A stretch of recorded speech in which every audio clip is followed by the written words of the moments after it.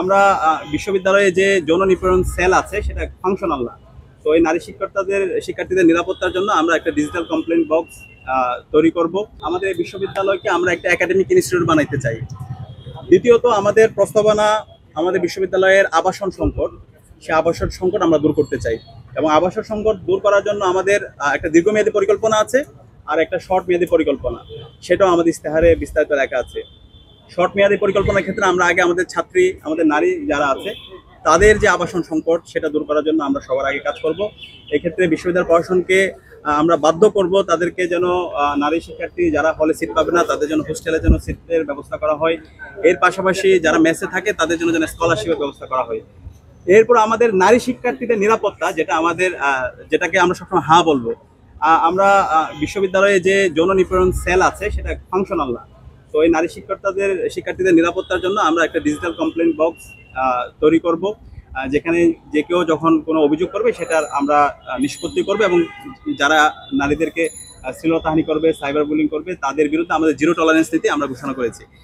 এরপর আমাদের বিশ্ববিদ্যালয়ের শিক্ষার্থীদের চিকিৎসা সুবিধা এবং স্বাস্থ্যসম্মত খাবার নিশ্চিত করার জন্য আমাদের সবসময় আমরা হ্যাঁ বলবো এবং এটার জন্য আমরা কাজ করব। এরপর হচ্ছে উন্নত পরিবহন। আমাদের অনাবাসিক শিক্ষার্থী যারা আছে তারা আমাদের যে বাসগুলোতে আসে, বাসের অবস্থা খুব ভয়াবহ। বাসের যদি ফিটনেসের দিকে তাকাই, এবং বাস কেন্দ্রে একটা সিন্ডিকেট তৈরি হয়েছে, সেই সিন্ডিকেটকে আমরা ভেঙে দেবো। এবং ইতিমধ্যে আমরা একটা বাস ট্র্যাকিং অ্যাপস ডেভেলপ করেছি। সেই অ্যাপসটা আমরা ইতিমধ্যে এখন লঞ্চ করতে পারছি না, বিশ্ববিদ্যালয় প্রশাসন আমাদেরকে অনুমতি দেয় নাই। আমরা 9 তারিখের পরে এটা লঞ্চ করবো, যার মাধ্যমে বাসের লাইভ লোকেশনটা দেখা যাবে, কোন জায়গায় বাস আছে। একই সাথে বাসগুলো যেন সঠিক সময়ে শিক্ষার্থীরা যে স্থান থেকে উঠে সেই জায়গায় সেখানে যায়, সেটাকে যথাযথ তদারকি করা, সে কাজটা আমরা করব। একই সাথে হচ্ছে ক্যারিয়ার গঠনের পর্যাপ্ত তথ্য সেবা, যেটা আমাদের 6 নাম্বার, যেটাকে আমরা সবসময় হ্যাঁ বলবো। আর যে জিনিসগুলোকে আমরা সবসময় নো বলবো সেগুলো হলো কর্তৃত্ববাদী রাজনীতি, নির্যাতন ও সহিংসতা, যেটা আমরা গত 16 বছরে আমাদের ক্যাম্পাসগুলোতে নিষিদ্ধ ছাত্রলীগ আমাদের শিক্ষার্থীদের উপর তারা জুলুম করেছে, সেটাকে আমরা সবসময় নো বলবো। এরপর হচ্ছে গণরম এবং গ্যাস্ট্রন কালচার, যে কালচারটার মাধ্যমে আমাদের সম্ভাবনাময় বিশ্ববিদ্যালয়কে ধ্বংস করে দেওয়া হয়েছে, সেটাকে আমরা সবসময় নো বলবো। আমরা দেখতে পাচ্ছি আমাদের ইসলামের যে সিম্বলগুলো আছে সেগুলোকে সবসময় প্রবলেমাটাইজ করা হয়েছে, সেগুলোকে ক্রিমিনালাইজ করা হয়েছে। হিজাবের ব্যাপারে আমরা দেখতে পেয়েছি গত 16 বছর ধরে যেভাবে এখানে হিজাব ফোবিয়া তৈরি করা হয়েছে। ক্লাসে একজন আমাদের ছাত্রী বোন যে হিজাব পরে তাকে কর্নার করা হয়েছে। তো এই যে যারা হিজাব ফোবিয়া ছড়িয়েছে, যারা ইসলাম ফোবিয়া ছড়িয়েছে, আমরা এই জায়গায় আমরা কাজ করব।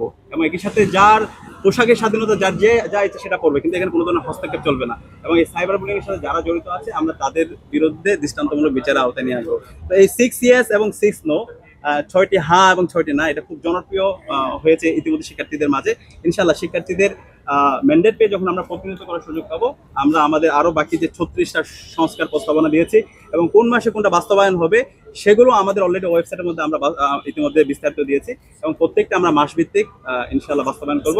এবং আমরা ইতিমধ্যে দেখতে পেয়েছি শিক্ষার্থীরা যেভাবে আমাদের প্রত্যাশা, তাদের আকাঙ্ক্ষার কথাগুলো শুনছে, আমরা আশা করছি ইনশাআল্লাহ আসন্ন ডাকসু নির্বাচনে আমাদের জোটের ভূমিধ্বস বিজয় আমরা দেখতে পাবো ইনশাআল্লাহ।